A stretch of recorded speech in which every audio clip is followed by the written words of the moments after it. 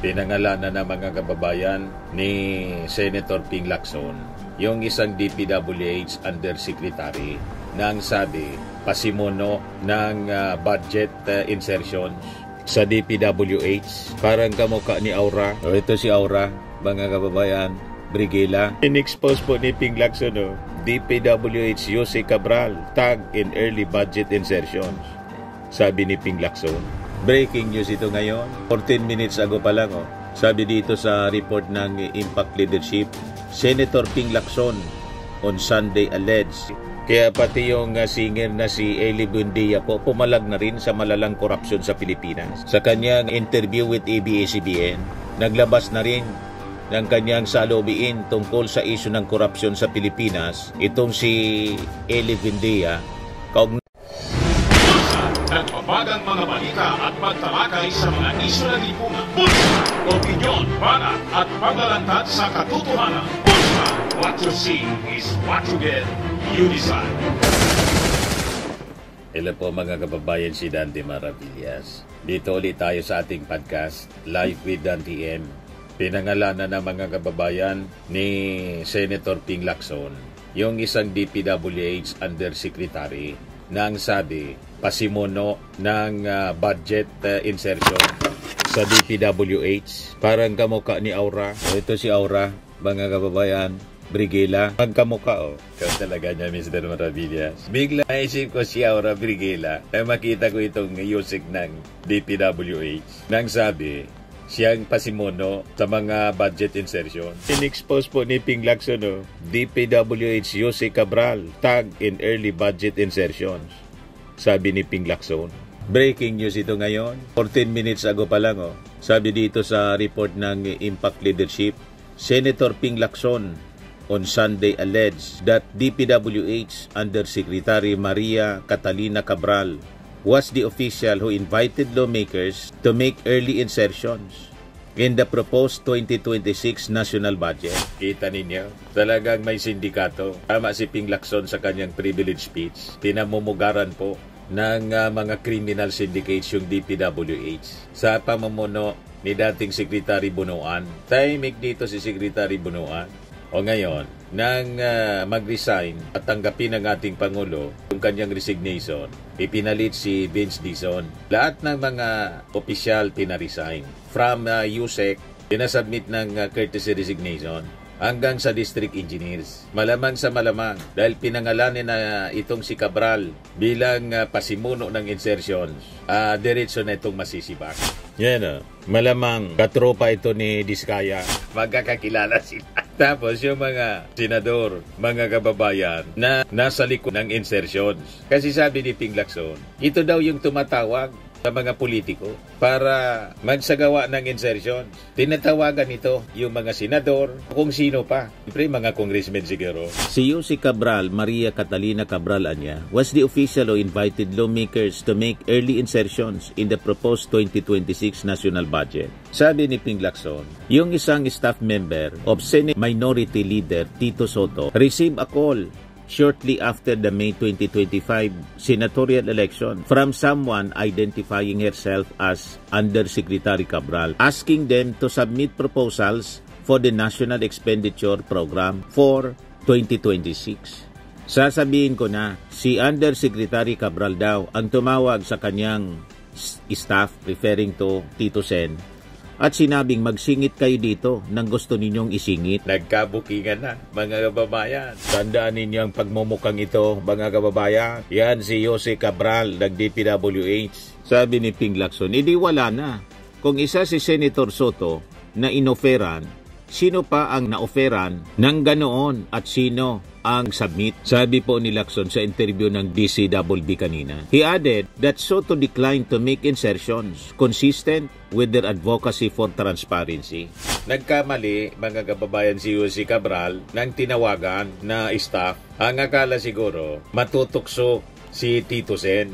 Hindi man po pinatulan ni Tito Sen yung offer na budget insertions. Sigurado. Itong mga budget insertions, ito mga kababayan, yung source ng korupsyon. Kasi ito yung mga in-implement na ghost projects, ghost flood control projects, in-implement sa hangin, tapos diretso kubra ng milyon-milyon. Kasabuat yung district engineer, kasabuat yung kontraktor. Siyempre, ang author, mga kababayan, yung sindikato sa DPWH, at yung sumang-ayon siyempre na politiko. Kung senador, di senador. Kung congressman, di congressman. Ati-ati ang mangyayari, siyempre. Lacson noted that the budget call for 2026 began in January 2025 and likely ended in June. Weeks before, President Ferdinand Marcos Jr. urged lawmakers in his July 28 State of the Nation address to ensure accountability in the budget process. Sasabi po ni Ping Lacson, hiningi na niya yung DPWH records and has already flagged hundreds of questionable entries including 660 identical 100 million projects without details or stationing. Imagine, 660 identical 100 million ang bawat isa.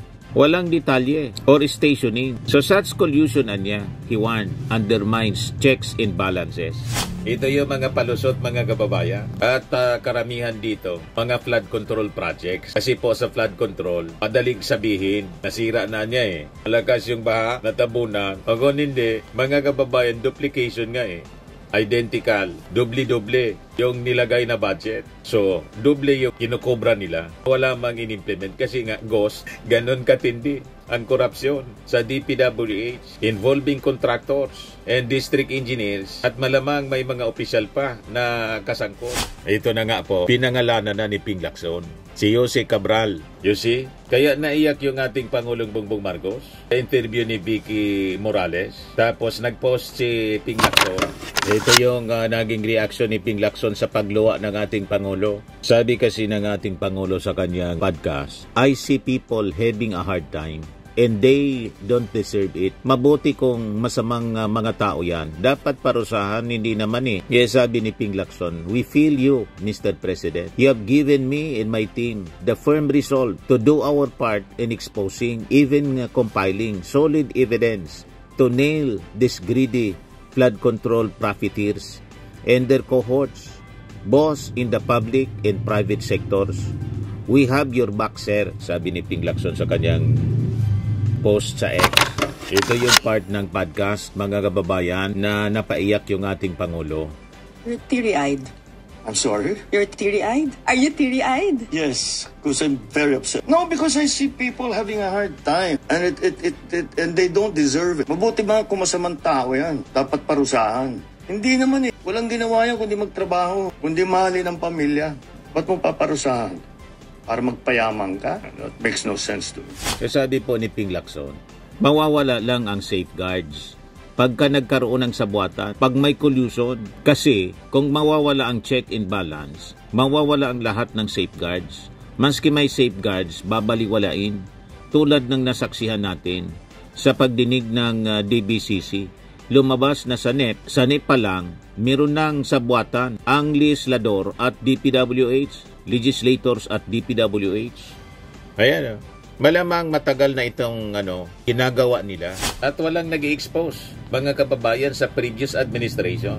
Kaya malakas ang loob niya na tumawag sa mga senador. Kasi siguro, nakagawian na, hindi po pinatulan ni Tito Sen. O ngayon, nabulgar na siya. Siya ang tumatawag sa mga legislators para magsagawa ng insertion. Jose Cabral ng DPWH. Ito yung mga reactions sa mga tao. Sabi ni Sendis, duckface. Kamukha po ni Aura, bigila. Sabi ni Tammy, pwede firing squad. Sabi ni Carl, nagparitoke ng lips. Diyan napupunta ang komisyon niya sa budget insertions. Sabi ni Melody Victorio, TY so much po Senator Lacson and Soto for transparency. Sobra pong nakakatuwa na dadaragdagan ng mga leaders na nagmamahal na tunay sa bansa. Sabi ni Candido, may kalang tukon sa liog anang imong kadina sa liog day Cabral Pistika. Ayan o, Diamond sigo ay perlas, pearl. Ang ganyang necklace po, pearl.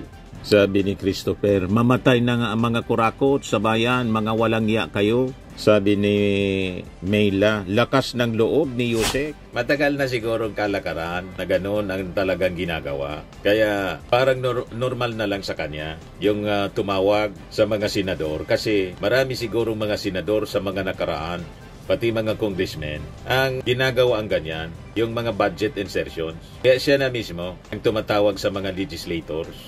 Ganon katindi. Kaya pati yung singer na si Eli Buendia po, pumalag na rin sa malalang korupsyon sa Pilipinas. Sa kanyang interview with ABS-CBN, naglabas na rin ng kanyang saloobin tungkol sa isyu ng korupsyon sa Pilipinas. Itong si Eli Buendia, kaugnay ng mga flood control projects. Sabi ni Buendia, it is an injustice anya to the people, especially to the taxpayers. I'm included in anya. I pay my taxes. So yeah, it's a shame. I hope anya that there will be justice for the people. That's all I can say. Nauna na ring naglabas ng saloobin sina Ann Curtis, Nadine Dostre, Bianca Gonzales, Pokwang, Vice Ganda at marami pang iba. Sabi nga natin, itong mga celebrities, isa sila sa mga nagbabayad ng mataas na buwis po. Milyon-milyon ang kanilang binabayad sa gobyerno. So anyway, yan po yung ating short video dito sa ating podcast, Life with Dan TM. Kung hindi pa po kayo nakasubscribe, click subscribe nyo po. So lagi ninyong tatandaan sa buhay po, you become what you believe. Bye-bye po. God bless. Po, Firmax Firming and Lifting Cream, pinapahid po sa mga pulses in affected area. Mainam po sa paninigas ng mga kaso-kasuan. Ito naman po, Automax Radiant Serum. Sa mukha naman yung application, anti-aging po siya. You will look 10 years younger than your age. Sa mga cancer patients naman po, baka lang gusto ninyo itong itry. Neng siya Red Mix Fruit Drink. Hindi mo po siya gamot, food supplement siya. Kaya lang, gawa siya mga kababayan sa goji berry. Yung goji berry, may anti-cancer properties. O ngayon, yung mga inquiries ninyo, dumiritso na lang kayo sa aming messenger sa Facebook para masagot namin agad. Ayos pa? Ayos na ayos niya, Mr. Maravilla. But anyway, ito po pala yung aming bagong product na binibenta online. I am worldwide amazing pure organic barley powdered drink mix from Australia.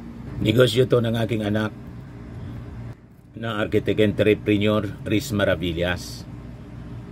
Ayan po. Kontakin na lang po ninyo siya, Riz Maravillas on Facebook. Ang mga health benefits niya, boost immunity, improves digestion, enhance energy levels, pack with antioxidants, prevent cancer. Sa mga nagana po ng malinis and spacious fitness gym, pumunta lang po kayo sa aming Colossal Fitness Gym. May Grab ka rental din po kami. Ito naman po yung bago naming product na binibenta online. Eye Glow Serum, whitening po siya. Tingnan ninyo yung epekto sa aking anak na architect before and now. Yung mga inquiries po ninyo, dumiretso na lang kayo sa kanyang Facebook account, Riz Maravillas.